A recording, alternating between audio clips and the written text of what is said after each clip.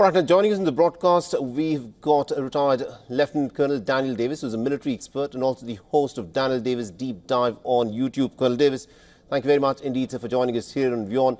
Now, looking at what has unfolded in the Ukraine war in the course of the last week, where Russia has carried out repeatedly, sending hundreds of drones into different Ukrainian territories to stage these attacks.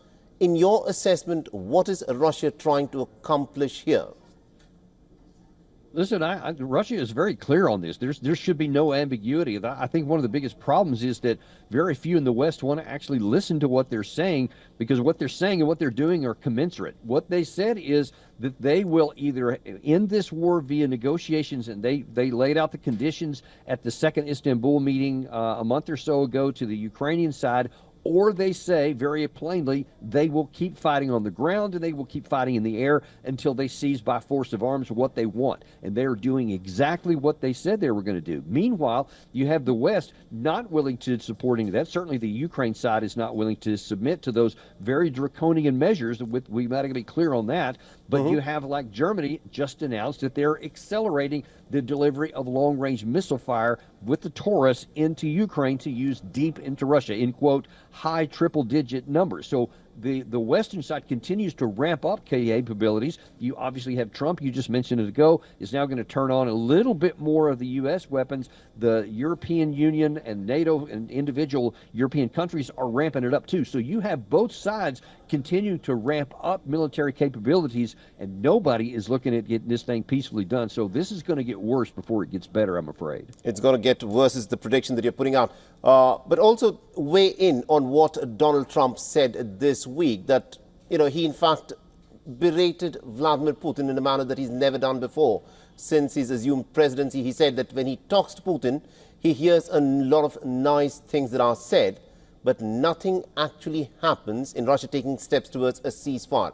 With that being the case, what approach do you think Donald Trump will now take to try and bring about some kind of a ceasefire, if that is at all possible? Well, this is another puzzling and problematic issue here, because this all stems from the July 3rd phone call between Trump and Putin, when Trump, reported by both sides, actually asked again for an unconditional ceasefire from the Russian side. The Russian side, very politely, even according to their own readouts, said, no, we're not going to do that. Until all the core issues have been settled and our conditions have been met, we're going to continue fighting, and we are non-negotiable on that.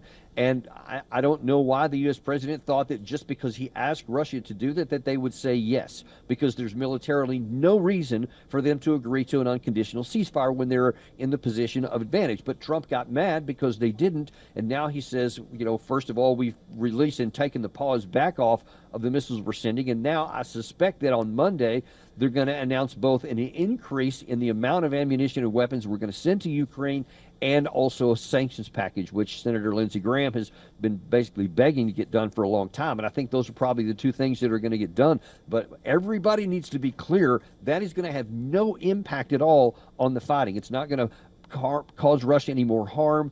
It may hurt them a little bit more, but it won't change the outcome. It won't change their air superiority. It won't change the Ukraine's ability to defend against these missiles, around the margins only. But Russia clearly has enough air weapons to continue to saturate the air, so no matter how many more Patriots you send, it won't be enough. And these kinds of destructions, like you showed a minute ago, will simply continue on, and the fighting on the ground will continue moving forward to the west. All right, we'll have to leave there. Thank you very much indeed, Colonel Davis, for joining us with that perspective there.